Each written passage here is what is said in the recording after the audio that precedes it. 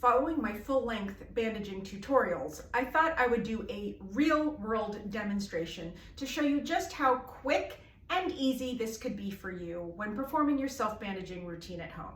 Granted, I do have a little bit more experience. I've been doing this a long time, but I don't want you to think that 30 minutes is the normal bandaging routine.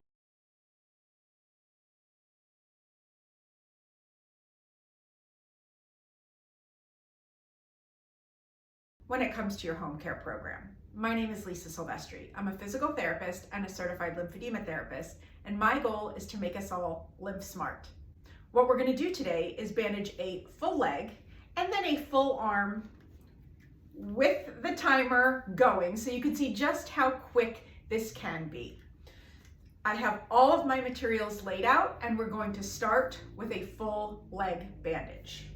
So I am going to turn my timer on. We're at 4 seconds and away we go. I'm going to try not to talk quite as much to make this more real life, but we're going to start with putting our stockinette on our leg and pulling it all the way up. This has been pre-measured so I know what size I'm working with. Now I'm going to bandage my toes. Just go around here and then start with the toes themselves. Going around 3 times.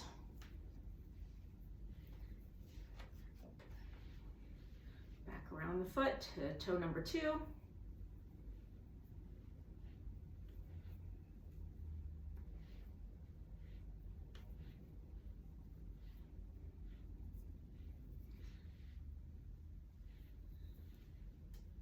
For toe number 3, I'm going to fold my little toe gauze in half because I have tiny, non-swollen toes. And just go around twice. The more you do this, the easier it gets, and I'm going to bandage 4 and 5 together.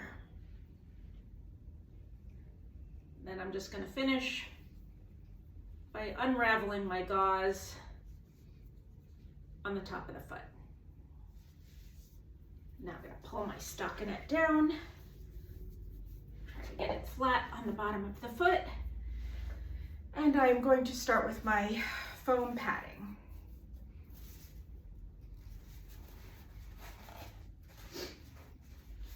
For me, 1 roll around the foot is good, and then I'm going to go around the ankle, not worrying about the heel itself. About 2 layers around the ankle to make it cylindrical, and then up the leg with minimum overlap, not really any pull. And then I'm just going to tape my foam down. I'm not going to do my second foam until after I get started on my bandaging. Starting with my smallest bandage, which is an 8 centimeter for the foot. Whoa, that is bound to happen to you at least once. So we'll see how this affects real-time bandaging. I folded my stockinette up just so I get a clean line at the bottom of my bandage. Little stuck at the bottom, but again, there we go. Now pull it out, fold it over, and we're good.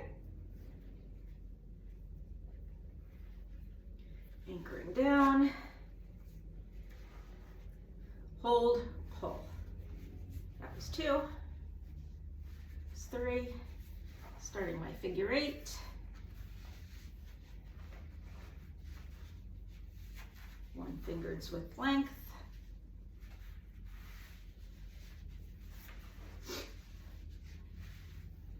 Oh, 1 to 2 fingers with length.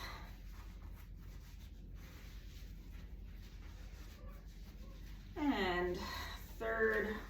Wrap around, 1 fingers with length, and now just going to go up the leg.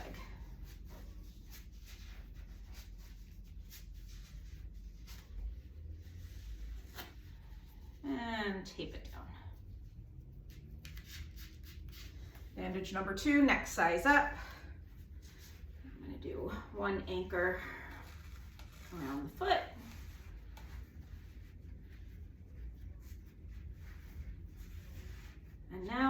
going to lift this up, flatten if I can, sling my heel. Any swelling that's in my heel will be covered with this bandage. And now 50% overlap up the leg. This should probably cover my full lower leg to about the knee since I'm not swollen. I never like to finish the second one above the knee. So I have a little bit extra. I'm just going to tape it down with no resistance. No pull at the end. I'm gonna go back because I've made this easy on myself and start my second layer of foam padding right at the knee. A little bend in my knee. Keep it more comfortable and functional. No pull with the foam, just putting it on snugly to cover all the way up the leg. Any little gaps I'm gonna fix when I stand up. Getting my shorts all the way up.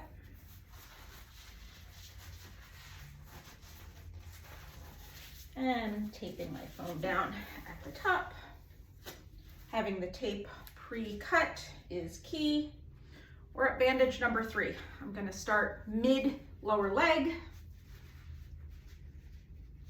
Anchor down. My anchor went the wrong way.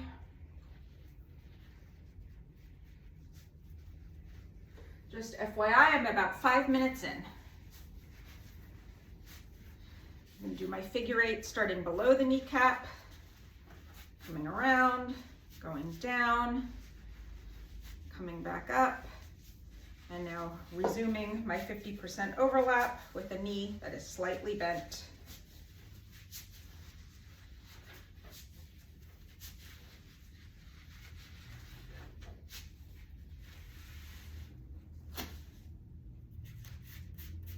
Ready? Bandage number 4, again starting below the knee, anchor down, no real resistance. I want to have 2 layers at the knee, but I'm not doing another figure 8. You can if you want, just doing my regular 50% overlap.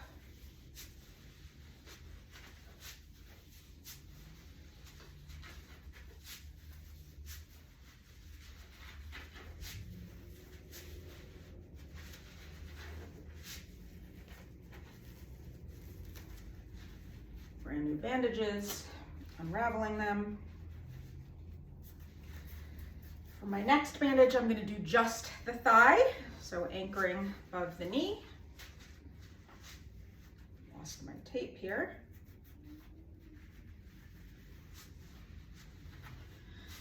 You can do your 50% overlap. If it starts to get too long, like this one is, then you can do a figure 8 down, come around, go up. Down, go around, come up. I'm gonna undo this figure 8, which is gonna take probably about 30 seconds adding to our time because I wanna make sure I show you that you can get all the way up to the groin with this thigh bandage, depending on where the placement is, where you start the bandage and where you go. All right. This is the last one I have to unravel. It's the first one that went down for my figure 8. I am going to bend my knee, stand up, finish my 50% overlap so I can get all the way up over the foam and to the crease of the groin. 50% overlap, pulling each half turn. I'm done, I've got it.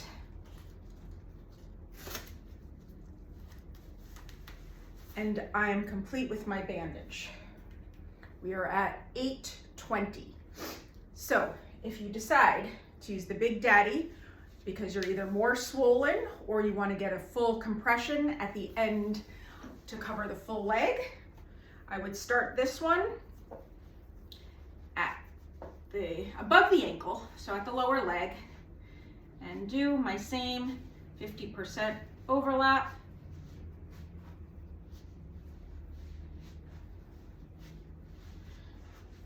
Going a little gentler at the knee this time, simply for comfort.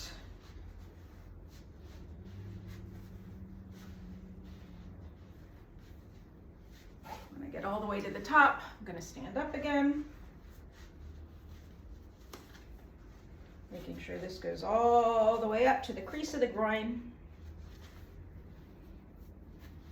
If you have a little extra, you're just gonna tape it down with no compression, and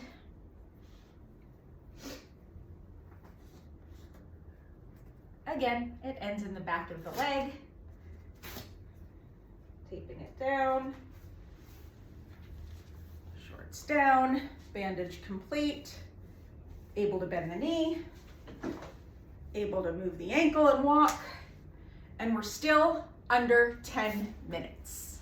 So I hope this gives you the confidence to know that there is a learning curve, but this can be done in a reasonable amount of time, all the way from the toes to the thigh. Stay tuned for the arm.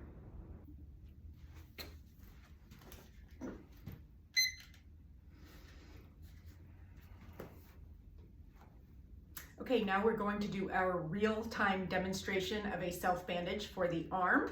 I start with all my materials in front of me and ready to go. And there we go. Here's my timer, starting at 0. I've already pre-cut my stockinette and my cotton padding just for ease of getting started. So once you do that, everything should be easy. My stockinette is nice and snug, but not tight. And we're going to bandage the fingers, so I'm just going to pull this up. Okay, and let's start with the finger bandages. Hardest part is either anchoring around the wrist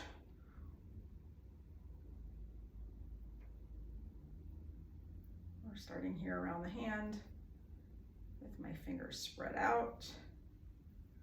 I can come around and start at the thumb. 1, 2, 3. Remember to keep the gauze close to the finger, going around. This time I'm going to go above the thumb, go to the pointer. 1, 2, 3. Depending on how swollen your fingers are is how many times you're going to go around.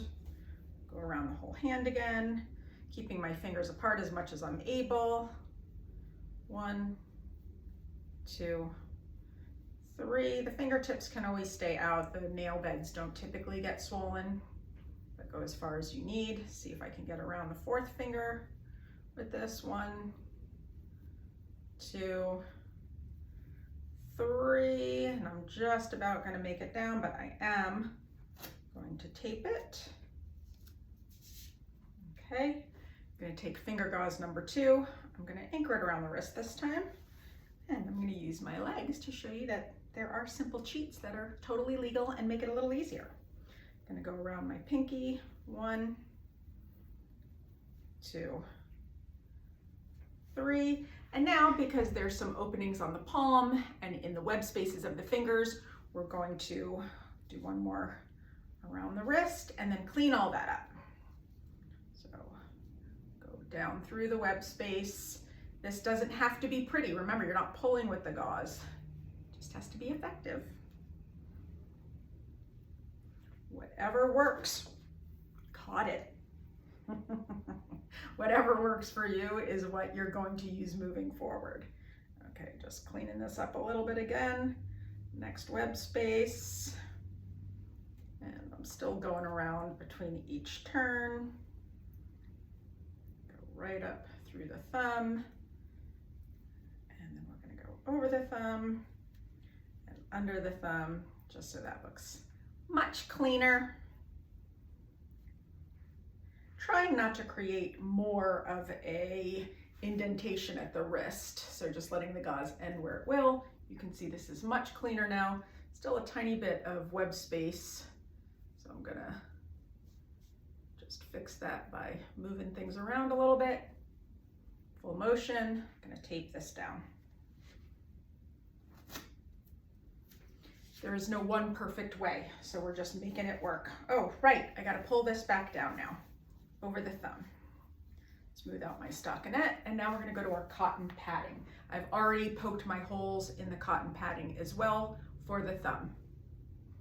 Okay, so I like to put the short piece in the palm, the thumb through the hole, flatten that down. There is no compression with our cotton padding, so we're going to go around the palm. Because I have a really swollen top of the hand, I have another hole for the thumb, so I get 2 layers of padding around the thumb. And now we have to make the wrist cylindrical, so I'm just going around. There is no pulling, it's just flat and creating a cylindrical shape.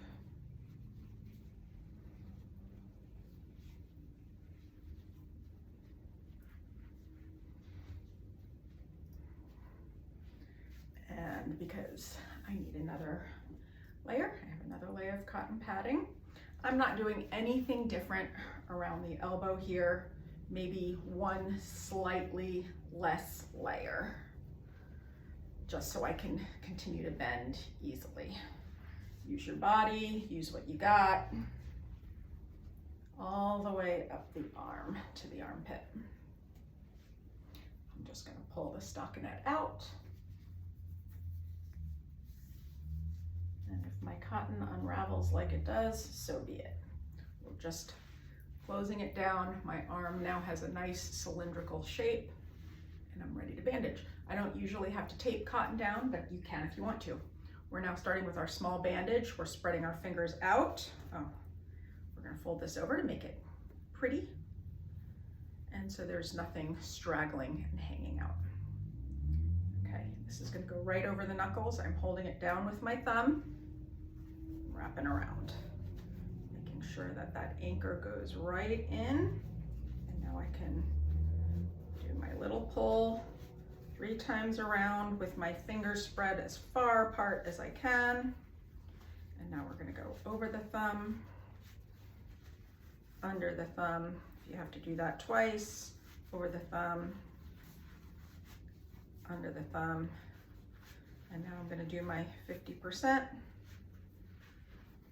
all the way up the arm.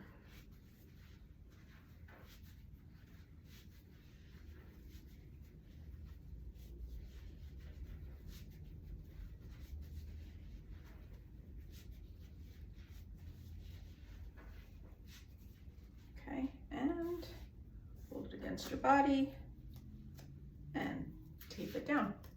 Depending on how much swelling you have in your hand and your wrist and how tight you pull this one, if you need another layer around the hand, you're going to anchor down with no pressure, no pull, just enough so that it's not super loose.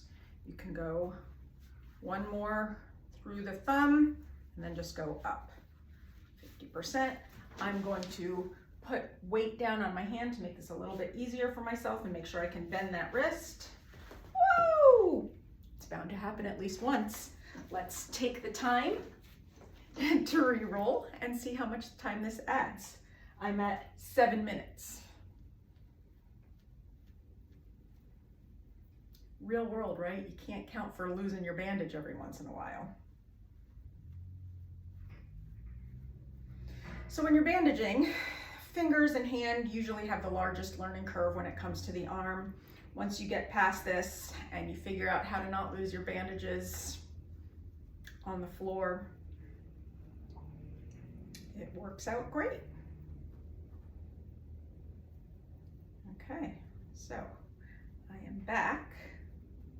Remember, this is my dominant hand, so I'm using my non-dominant hand. Clearly not very coordinated. 50%, 50%, 50%, 50%. When I keep it close to the body, it works much better. 50%, 50%.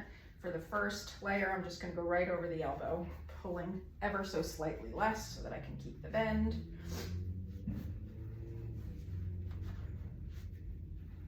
And now that I'm up here, you can use your body to help you. And tape it down, hold it against your body so you don't let it drop and roll away again. For me, bandage number 3 is going to start halfway through the forearm because that's where the last 2 layers end. unrolling just to anchor down with minimal pull, right? Use what you have so you don't lose it, okay? If you need to tape this down, you can tape it down. Once you get a little more coordinated and you can just anchor it in, do that. Okay, 50% overlap up the arm. When I get to the elbow here, I'm gonna go up, around, pull, and down, making that figure 8 at the elbow, so I get a little bit more of a bend. And then when I come around, I'm just gonna go up the arm with 50% overlap. Ugh, I can still bend. But once I get past here, I'm not sure I'll be able to. A few little wrinkles in here. Could go back and smooth them out. But for timing purposes, I'm not going to. Weight bearing in.